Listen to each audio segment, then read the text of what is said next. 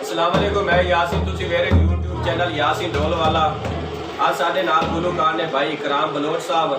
असी दरबार है बाबे बूटे साई ते भाई इकराम तुहानू एक सुनासन सोहना जिहा कसीदा पंजतन पाक दा। अगर तुहानू कसीदा अच्छा लगे तो साडे चैनल यासीन ढोल वाला को लाइक और सब्सक्राइब कर दें।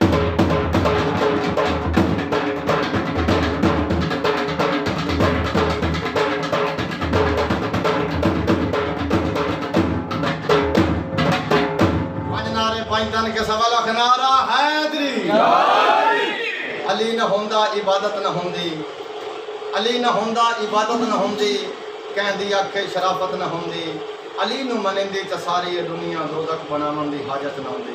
मेहरबानी भाई।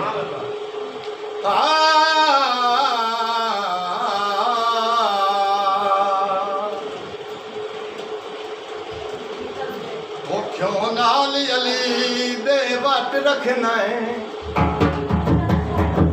भार कबर दा भारा, तैनू कमियां नाल रलना है, उनदा कमी बनिया जग सारा। मंगी मदद अली कोलू कोलू वलियां,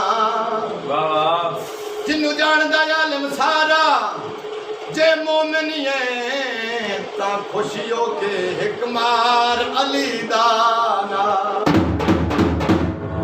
ओ नारा मार ये ओ मैं पई डुबदी सा मौला ऐली चतारिया है ओ हैदरी मलंगा सदा